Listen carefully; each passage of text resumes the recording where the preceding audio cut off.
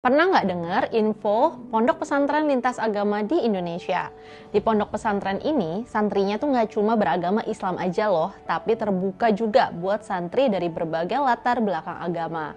Keren ya, nama pondok pesantrennya adalah Jati Diri Bangsa. Pondok pesantren yang berlokasi di Persada Soekarno Dalem, Pojok Soekarno, Wates, Kabupaten Kediri ini masih baru sih. Jati Diri Bangsa mulai jalan sejak 2 November 2024. Saat ini, Pondok Pesantren Jati Diri Bangsa dalam tahap menyiapkan calon guru pendidik. Dikabarkan ada sekitar 280 calon guru pendidik yang sudah menerima pelajaran Jati Diri Bangsa Indonesia merajut perdamaian Nusantara menuju perdamaian dunia. Mereka diberi bekal langsung dari pimpinan pesantren Jati Diri Bangsa, yaitu Kiai Muhammad Mukhtar Mutjabah Mukti. Yang makin keren, pembekalan ini juga dihadiri pemuka agama lain. Ada Romo Yohanes, pendeta Kristen Ortodoks, ada Romo Salam Raharjo dari agama Hindu, Romo Wisnu Sugiman, agama Katolik, dan Pinandita Edi Sunyoto dari agama Buddha. Setelah pembekalan, pondok pesantren ini dibuka untuk umum dan siap menerima santri dari berbagai agama. Pendirian pesantren ini berasal dari sumbangan sebesar lebih dari 2 miliar secara sukarela. Tujuan utama pesantren itu adalah menanamkan nilai kebangsaan, toleransi, dan perdamaian antar umat beragama.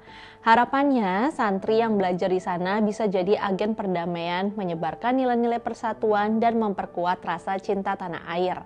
Tidak seperti pondok pesantren pada umumnya. Santri yang diterima pondok pesantren Jati Diri Bangsa ini juga berasal dari berbagai agama, seperti Kristen, Katolik, Hindu, dan Buddha. Guru pendidiknya pun juga bukan cuma kiai aja, ada juga pendeta, pastor, pinandita, dan pemuka agama lainnya. Reputasi pimpinan pesantren Jati Diri Bangsa ini, Kiai Muhammad Mukhtar Mutjabah Mukti, bukan main-main ya. Lahir pada 14 Oktober 1928, Kiai Mukhtar Mukti belajar ilmu-ilmu keislaman seperti fikih, akidah, dan tasawuf dari berbagai guru, termasuk kakek dari garis ibunya. Pada tahun 1959, Kiai Mukhtar Mukti ini kembali ke desanya dan mendirikan pesantren Majma'al Bahrain Hubbul Waton Minal Imam Siddiqiyah.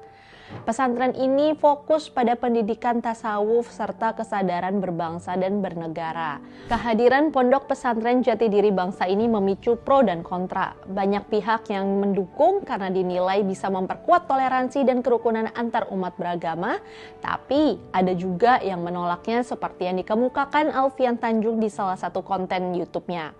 Menurutnya, pondok pesantren itu merusak akidah Islam. Dia bahkan mendesak MUI untuk bersikap dan dia juga mendorong pondok pesantren itu ditutup. Apa yang dikemukakan Alfian Tanjung jelas berlebihan. Faktanya, pondok pesantren itu justru menegaskan setiap santri tetap belajar agama sesuai keyakinannya masing-masing. Tapi santri diberi wawasan tambahan soal keberagaman dan toleransi. Dengan begitu, santri pada satu sisi makin paham agamanya sendiri, tapi di sisi lain tetap menghormati orang yang berbeda agama. Apa yang dilakukan pondok pesantren Jati Diri Bangsa ini harus kita dukung. Indonesia adalah negara yang beragam. Keberagaman ini tentu harus kita jaga, bukan dijadikan alasan untuk saling bermusuhan. Dengan kehadiran pondok pesantren Jati Diri Bangsa, kita bisa berharap anak-anak muda Indonesia lebih terbuka, inklusif, dan menghargai perbedaan tanpa harus kehilangan identitas kepercayaan sendiri.